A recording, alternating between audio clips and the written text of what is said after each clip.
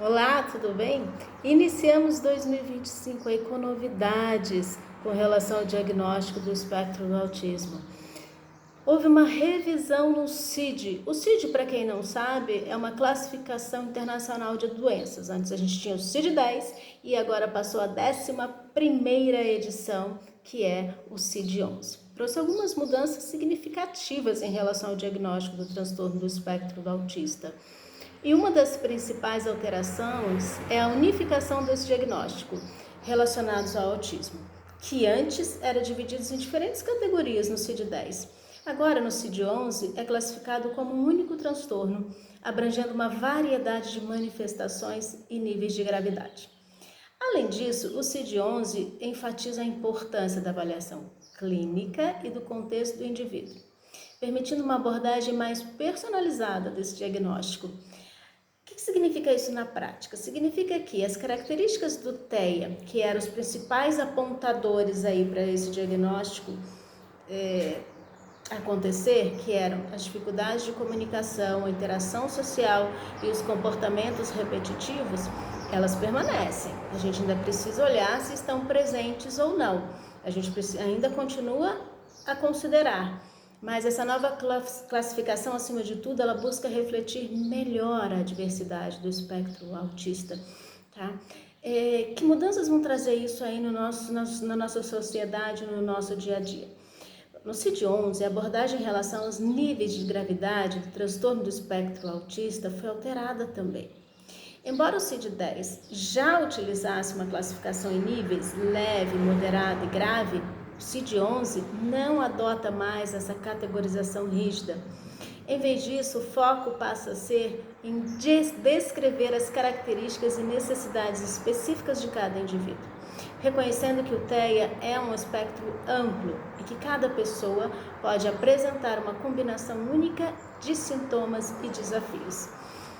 Essa mudança visa proporcionar, acima de tudo, uma compreensão mais flexível e individualizada de cada indivíduo dentro desse espectro, permitindo que profissionais de saúde e da educação considerem as particularidades de cada caso ao planejar intervenções e suporte. Ou seja, a gente vai ter que ter uma grande mudança aí também trazidas pelo MEC. Não só na questão do diagnóstico clínico, mas a gente precisa aí se atualizar também nessa questão da vida escolar dessa criança. Porque antes, o que a gente via muito na prática, o médico faz o diagnóstico e coloca lá, essa criança precisa de suporte pedagógico. Não é o médico que tem que dizer isso, ou seja, essa categorização rígida, ela acabou. A criança de nível leve não precisa de suporte, nível 2 mais ou menos, o grave muito suporte. Não. De agora em diante, essa criança vai ter que ter um olhar individualizado para as suas necessidades.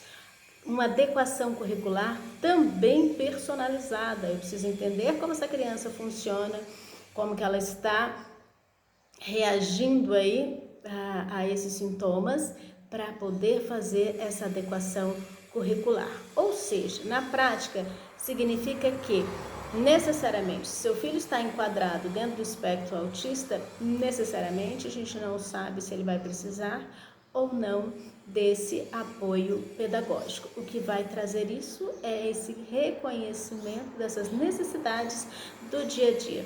Eu sempre digo para os pais de crianças não autistas, que se preocupam muito quando tem uma criança autista na classe do seu filho, que ter uma criança autista na sala é de uma riqueza assim, sem tamanho. Por quê?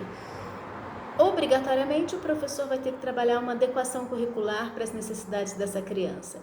Criando-se esse hábito, essa constância de adequar às necessidades, não só para essa criança com autismo, mas toda essa rede, tanto particular quanto as escolas públicas, se a gente começa a ter esse olhar diferenciado para adequação diante das necessidades, isso vai além, isso cresce.